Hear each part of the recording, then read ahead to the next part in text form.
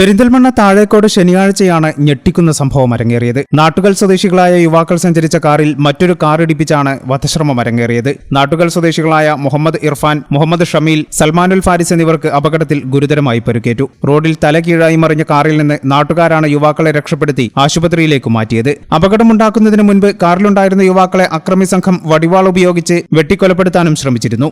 2 മാസം മുൻപ് നാട്ടുകൽ ഭാഗത്ത് ഫുട്ബോൾ മത്സരത്തിനിടെ ഇരു സംഘങ്ങൾ തമ്മിലുണ്ടായ സംഘർഷത്തിന്റെ തുടർച്ചയാണ് അക്രമമെന്ന് പോലീസ് പറഞ്ഞു. അന്ന് വാക്കുതർക്കവും സംഘർഷവും ഉണ്ടാകുകയും ഒരു സംഘം അറസ്റ്റിലായി ജയിൽ ശിക്ഷയും അനുഭവിച്ചു. ഇവർ ജയിലിൽ നിന്നിറങ്ങിയ ശേഷം ഇന്നലെ സംഘർഷത്തിലേർപ്പെട്ട രണ്ടാമത്തെ സംഘം പെരിന്തൽമണ്ണ ഭാഗത്തേക്ക് കാറിൽ വരുന്നതായി അറിഞ്ഞ് ആദ്യത്തെ സംഘം വഴിയിൽ കാത്തുനിന്ന് വാഹനം തടഞ്ഞു നിർത്തി വടിവാൾ പോലുള്ള മാരകായുധങ്ങൾ ഉപയോഗിച്ച് വെട്ടിപ്പരുക്കേൽപ്പിക്കാൻ ശ്രമിച്ചു. ഇവിടെ നിന്ന് രക്ഷപ്പെട്ട് വാഹനവുമായി പോകുന്നതിനിടെ പിന്നാലെ മറ്റൊരു കാറിലെത്തി ഇടിച്ചു വീഴ്ത്തുകയായിരുന്നു. തുടക്കത്തിൽ അപകടമാണെന്ന് നാട്ടുകാർക്ക് പോലും തോന്നിച്ച സംഭവത്തിൽ പോലീസ് നടത്തിയ വിശദമായ അന്വേഷണത്തിലാണ് പക മൂലമുള്ള വധശ്രമമാണ് അരങ്ങേറിയതെന്ന് വ്യക്തമായത്. പ്രതികൾക്കായി പെരിന്തൽമണ്ണ പോലീസ് തിരച്ചിൽ ആരംഭിച്ചു.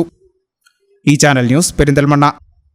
BSc ഒപ്റ്റോമെട്രി ഒരു പ്രൊഫഷണൽ കോഴ്സാണ്. ഇതൊരു പ്രാക്ടിക്കൽ ഓറിയന്റഡ് കോഴ്സും കൂടിയാണ്.